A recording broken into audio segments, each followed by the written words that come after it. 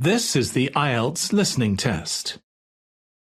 You will hear a number of different recordings, and you will have to answer questions on what you hear.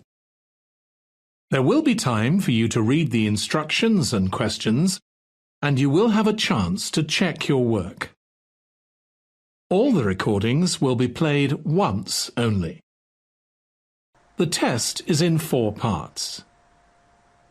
At the end of the test, you will be given 10 minutes to transfer your answers to the answer sheet. Now turn to Part 1.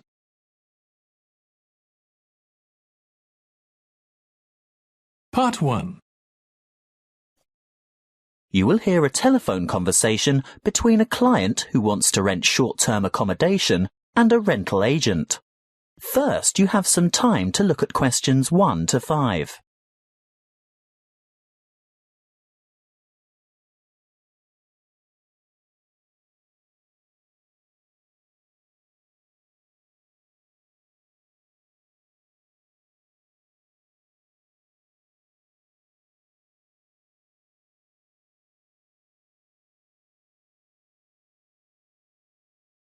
Now we shall begin.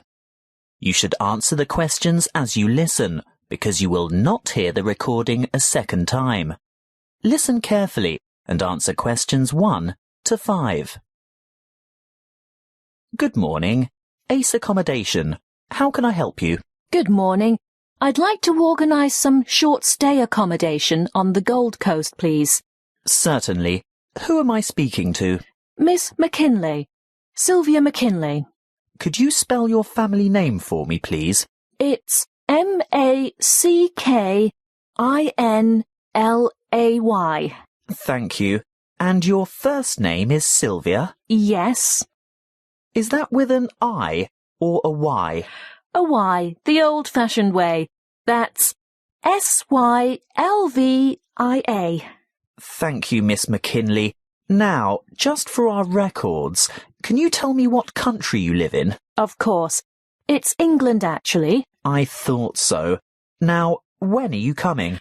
Well, at the moment, we're planning on arriving on July the 26th. Oh, the 25th. That's the last day of the public holiday, and it might be difficult to find something available on that date. No, we're coming on the 26th of July. Oh, well, that's fine then. We'll have lots of good places vacant by then, although you wouldn't be able to move in until late afternoon, because our cleaning crew will need time to get everything ready for you. That suits us. Our flight won't get in until early evening anyway. How many of you will there be? Just my sister and myself. And how long do you intend to stay? Oh, only a couple of weeks.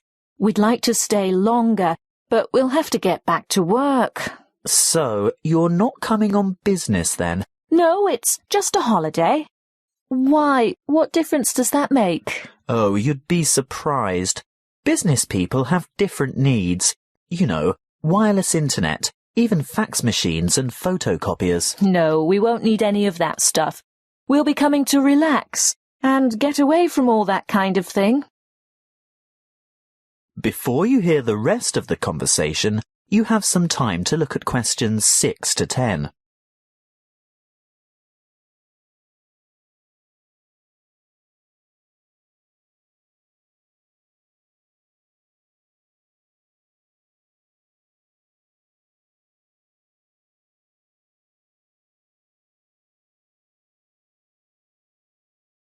Now listen and answer questions 6 to 10. Good. Now, what exactly are you looking for? A house, a duplex, or an apartment? What's a duplex? Oh, that's what you might call a townhouse or a unit. You know, 2 houses semi-detached on the same property. Oh, I see. I think an apartment will suit us just fine. And how many bedrooms? 2. 1 or 2, it depends on the size. My sister and I don't mind sharing if it's a decent-sized bedroom with 2 beds. Well, that makes it easier. And car parking?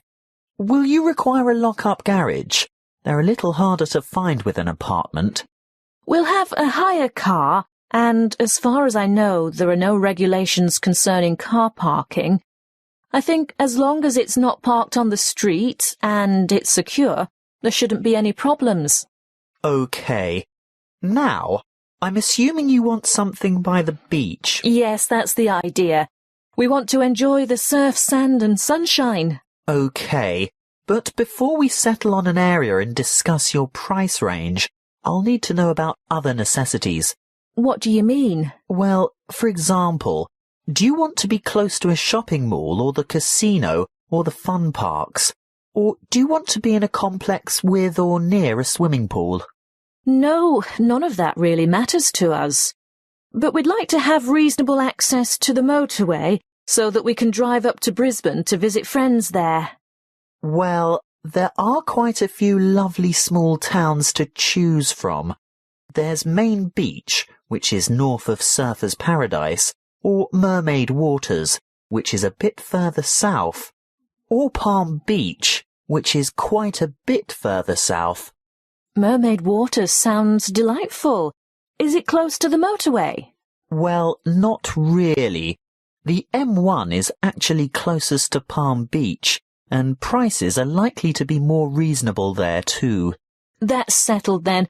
Palm Beach it is. Now, if you'll just give me your email address, I can send you information about the town and lots of photos. Well, my email is smac13@hotmail.com. And one final thing.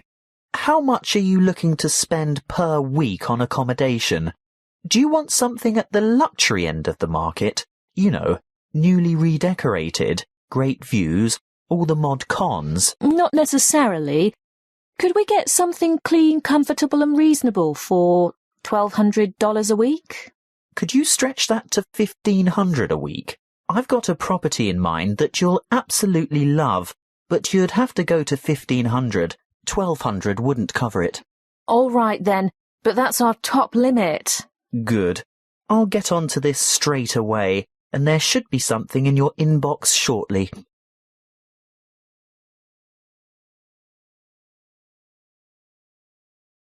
That is the end of part 1. You now have 1 minute to check your answers to part 1.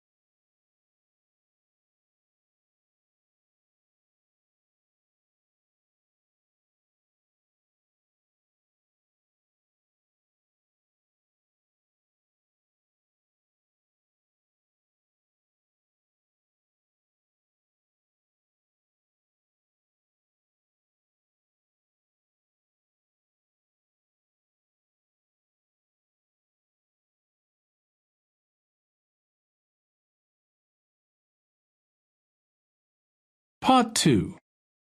You will hear a member of the Active Outdoor Club talking to a group of interested potential members.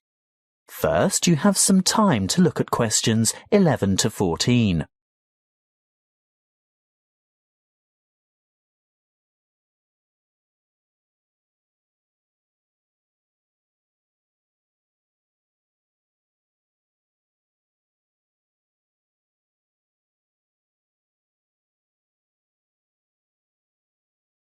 Listen carefully and answer questions 11 to 14. I'd like to welcome you all to our Active Outdoor Club.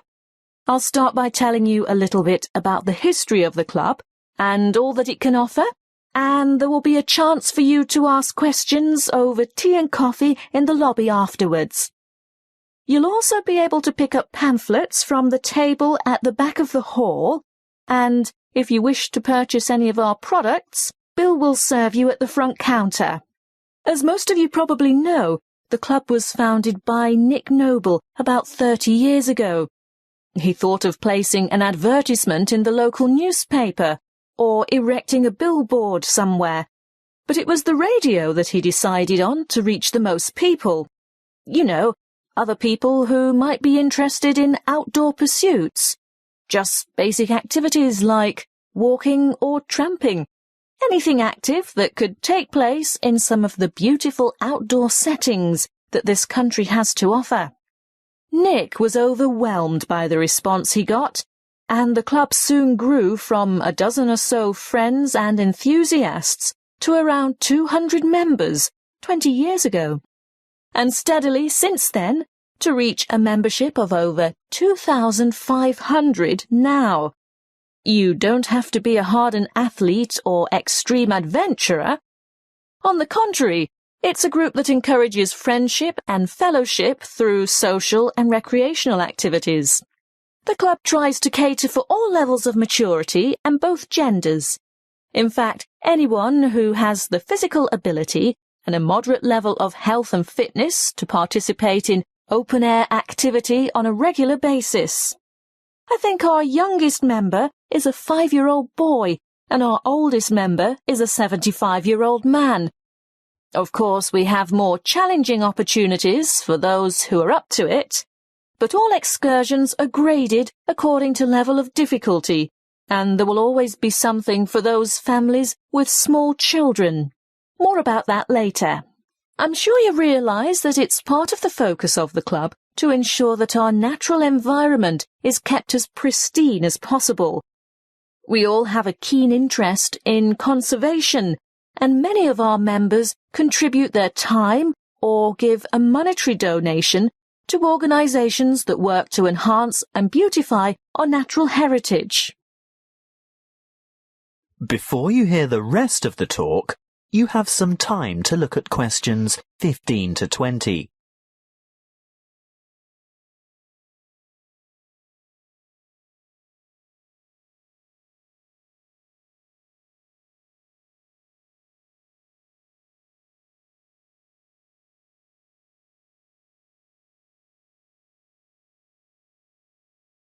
Now listen and answer questions 15 to 20. OK, now going back to the grades of activity, first of all, tramping. This is very popular with singles and couples without children, but is certainly not restricted to those groups. Tramping is arranged for Tuesdays and Saturdays throughout the year. Most tramps are of a duration of 3 to 5 hours, depending on the weather and the terrain, and of course the time of year. You would need to check the newsletter or the website to find out place and time, and if you wish to participate, phone the coordinator who can give you more information. I'll move on now to walking, which is very popular with families, but open to everyone, and walks are arranged for every Thursday and every Sunday over the course of the entire year. Walks last no more than 3 hours, although the Thursday walks might be shorter, and again you would have to check the newsletter for details of the time and area to meet and get in touch with the walking organiser to confirm your participation. Now, the Wanderers are what you might call a subgroup of the Active Outdoor Club. This group was set up to cater for the less active, more elderly, or families with very young children who still want to enjoy the great outdoors, but without quite so much exertion. Bear in mind that the length of these activities is variable, but we're always home before dark. Any member of the club is welcome to join in their activities on a Sunday, which include visiting some of our more beautiful parks and botanical gardens, beach walks, picnics, and even boat trips to visit some of the small islands off the coast. Often guided tours can be arranged if there is enough interest. If you'd like to see what the Wanderers are up to, check the website and then phone the leader for more information. I'll bet you're all ready for that cup of tea now. But before I finish, I really must mention something that can be a lot of fun. A great opportunity to form new or strengthen existing friendships, and a chance to explore a part of the country that you may never have seen before. These are our mystery weekends. The committee puts a lot of time and effort into the organisation of these weekends away, not only for health and safety reasons, but also to ensure that everything runs smoothly and everyone has a good time.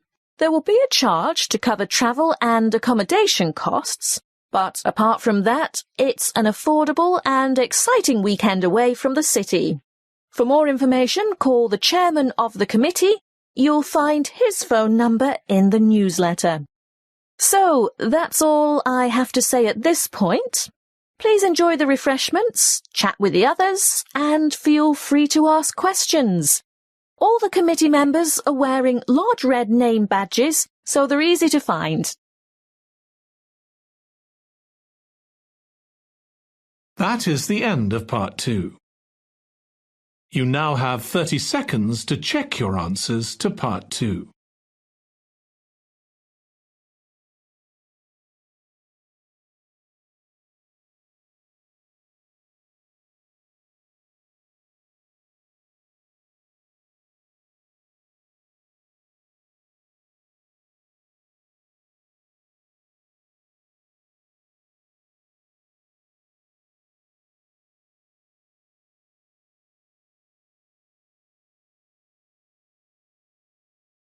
Part 3.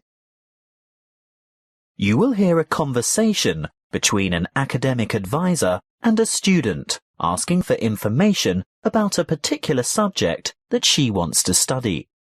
First, you have some time to look at questions 21 to 26.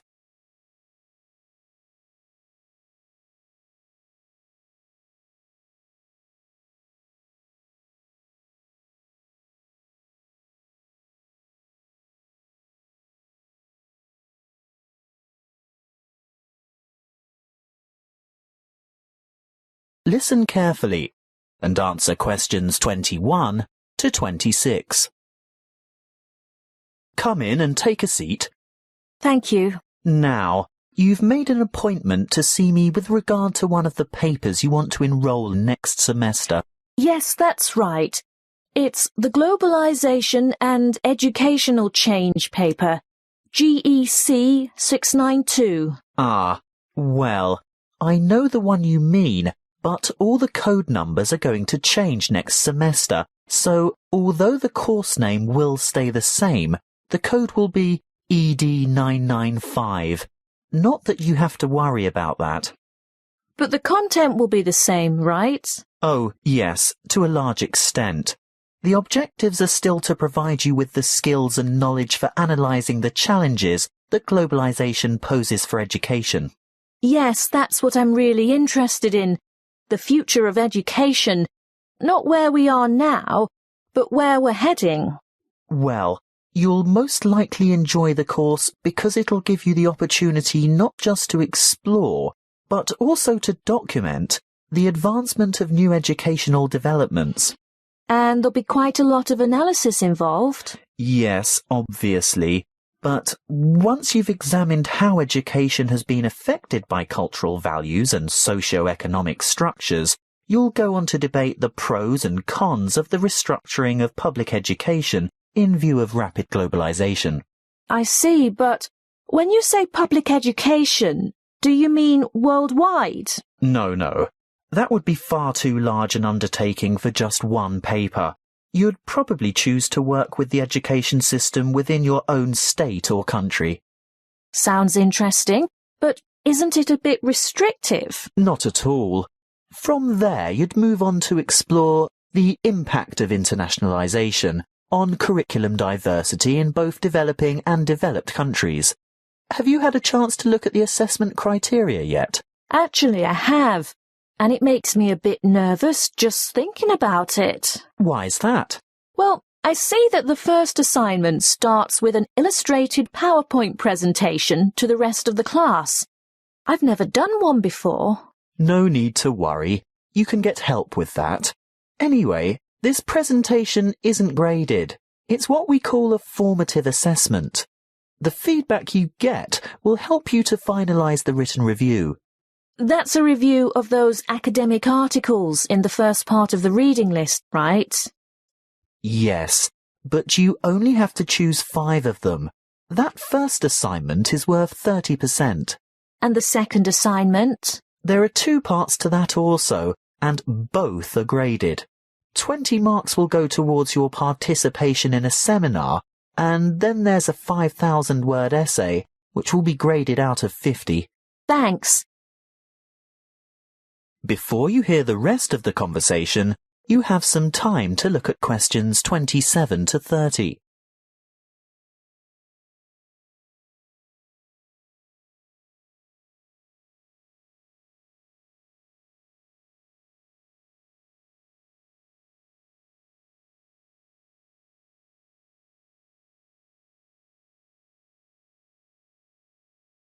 Now listen and answer questions 27 to 30. Is there anything else I can help you with? Yes, the reading list is quite long. Where do you think I should start? Well, I'd suggest you leave the articles until the semester is underway, but a good preparation would be to look at some of the major texts. These ones here. In any particular order? You could start with this one by Tower, here at the bottom of the page. Sorry, who? Tower. Tower. 2007. Comparative Education. That should give you a good basis. Then move on to Eliot. Educational Issues of the New Millennium. But be sure to get the 2008 edition, not the original 1998 edition, because so much has changed since 1998. The new edition has extensive revisions and a lot of new material. OK, so that's Tower first, then Eliot. I think I could handle a couple more over the summer break. Well, in that case, look for Brown's Education and Globalization, published in 2009. Actually, there are quite a few books by Brown, but I'd start with that one and leave his others till much later.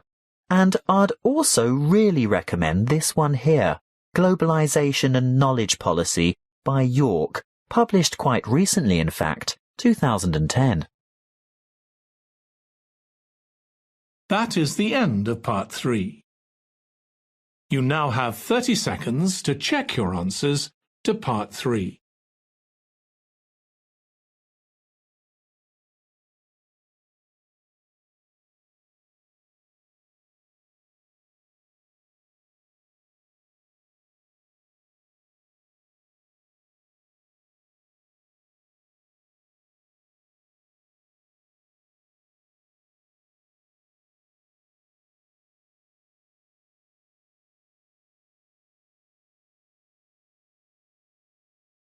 Part 4. You will hear a lecture on immunity and immunization. First, you have some time to look at questions 31 to 40.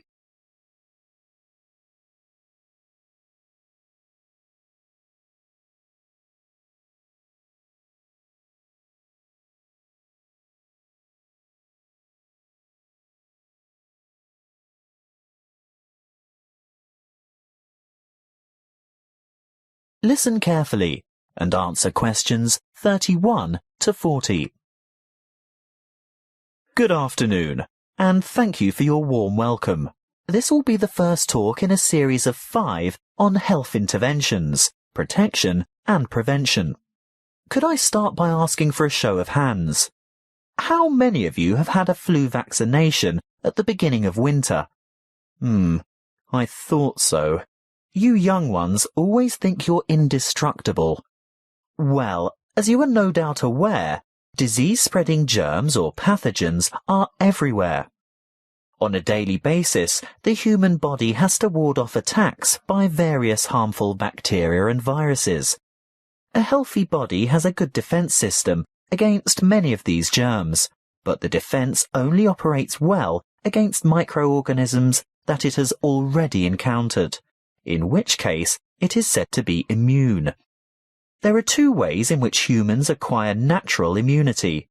Actively, when a person has first suffered and then recovered from an illness, and passively, when ready-made protection is transferred into the body, For example, from the maternal blood via the umbilical cord to an unborn child, or through breast milk.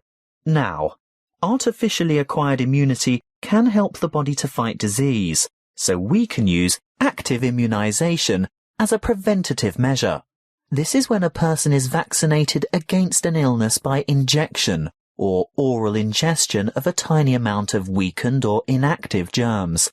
Not enough to actually cause him or her to contract the illness, but sufficient for the body's defense system to recognize and respond to the threat by forming antibodies. Intervention using passive immunization, on the other hand, is a method of curing an illness after it is too late for prevention. It is less effective than active immunization and takes longer to work. It is used when the body has already been invaded by bacteria and the person is ill.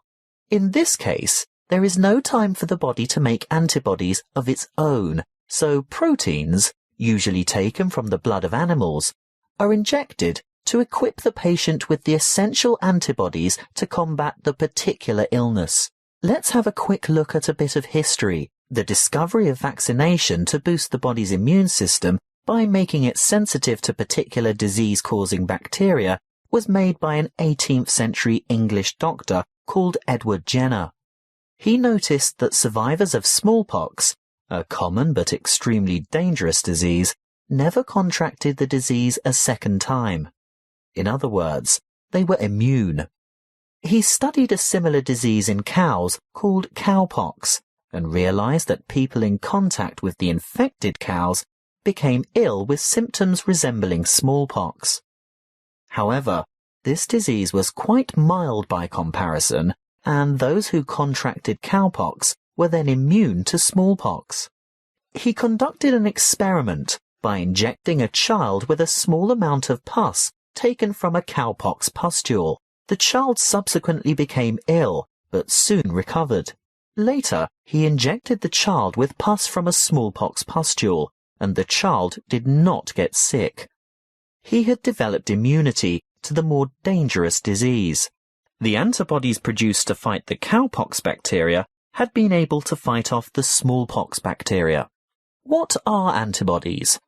Well, antibodies are made by white blood cells called B lymphocytes, and this is done in response to the presence of antigens, or other bacterial toxins, which have been released by the microorganisms, what we commonly refer to as germs, that have invaded the body. These Y-shaped antibodies, or you can think of them as antitoxins, may stop the toxins or repair the damage they have done by what is known as the antigen-antibody reaction, which takes place within the plasma of the blood. A correct antibody, for that disease, clings to a particular antigen in order to render it harmless. Large numbers of these pairs clump together to form a bigger unit. This is called agglutination and is able to be seen by the naked eye, which is very helpful for doctors and other specialists to determine which illnesses a patient is immune to. Inoculation or active vaccination can protect people from serious diseases. The vaccine may make a person feel unwell for a few days when the immune system starts to produce antibodies to match the introduced antigen. This is called a primary reaction. If that particular antigen should ever enter the body again later, a secondary reaction takes place. The body is then able to produce large numbers of corresponding antibodies within a short time, so the invading antigens are quickly wiped out, without the person suffering any harm from the disease.